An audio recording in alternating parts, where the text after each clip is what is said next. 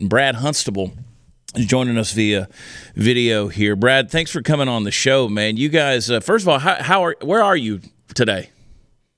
Hey, Chad. Thanks for having me. I'm at my parents' house in Granbury, Texas. We're from Aledo originally, but I'm just I guess just to the south of Aledo in Granbury. Yeah, and for those of you who don't know, Aledo is just west of Fort Worth, Texas. A lot of folks think that's Dallas. It's not. I just like your background there, making PETA mad with the animals and the fish and all that stuff. It's my kind of place. Yeah. Brad, you guys have kind of been through the ringer here lately. Not kind of, you certainly have, in what I would consider to be a parent's worst nightmare. And you did a video that said, "My son died because of coronavirus, but not because of what you think." How did you summarize that? What happened? Yeah, I put the video out, and I knew the title would be a little bit controversial, but I believe it. Mm-hmm.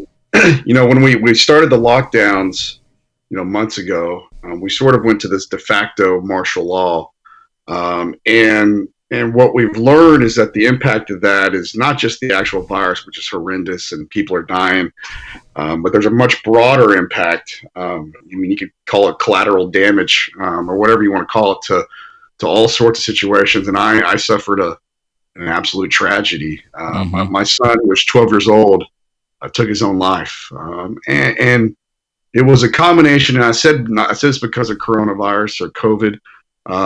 Because I attribute part of it. There's a whole host of reasons, but I attribute part of it to the social isolation, which just is not normal, not part of the human condition. And we can talk about the reasons. There's a lot of reasons, but I know that my son had been in school. He'd be alive today. That I can guarantee you.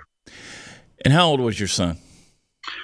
He was 12 years old. It was 3 days before his 13th birthday.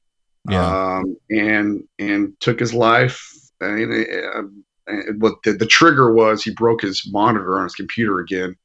Been playing Fortnite a lot. It's the second time he broke it in a couple months. Like I used to do. I don't know if you used to play, Super Mario or Zelda or Mike Tyson's Punch Out or anything, but those little controllers that we trunk them, and somehow he did that, got mad, and broke his monitor, and just not understanding the finality, not understanding the permanence, and we don't know all the details. It might have been somewhat of an accident. We don't know for sure, but they did something that he got himself in a situation he couldn't get out of, and had to bury him just after his birthday. Wow.